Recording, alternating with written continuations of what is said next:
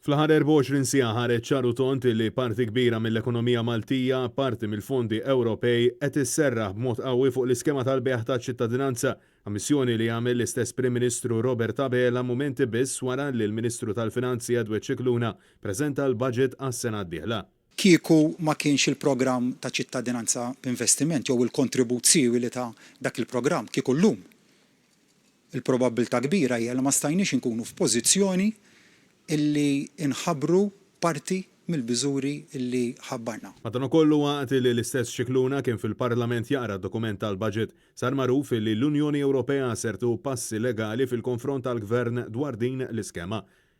Il-Viċi President tal-Kummissjoni Ewropea Vera Jourova saħqet li ma jistax ikollok dik li sejħet weak link fost l-Istat membri tal-Unjoni Ewropea fil-ġlieda kontra il-korruzzjoni u l-ħasil ta' flus. Għallaqstant insistiet illi il-passaporti tal-Unjoni Ewropea ma jistawx ikunu għal-beħ. Minkejja din l-istqarrija mingħajr kantunieri, mistoqsija dwar din l-iskema minn Net News il-membri parlamentari Ewropej Laburisti Josiane Cutajar u Alex Agius Saliba iddefendew il-beħ tal-passaporti. Din hija skema li permezz tagħha ingħataw għajnuni kbar anka waqt l-istess pandemija.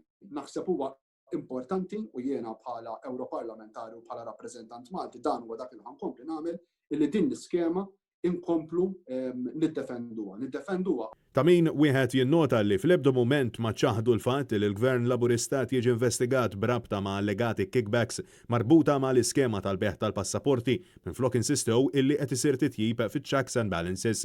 Na fil-waqt li sar magħruf illi nhar il-ħamis is-suġġett tal-beħ taċ-ċittadinanza ser tkun fuq l-aġenda plenarja fil-Parlament Ewropew. Intant mistoqsija jekk il-Gvern setax jagħmel aħjar biex jaġevola telewerk l-MP Agius Saliba ammetta li qatt irid isir ħafna f'dan il-qasam.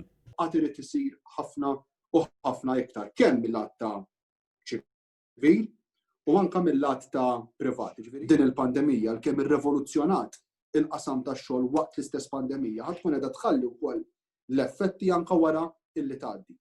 Francesco Catania, għal Net News.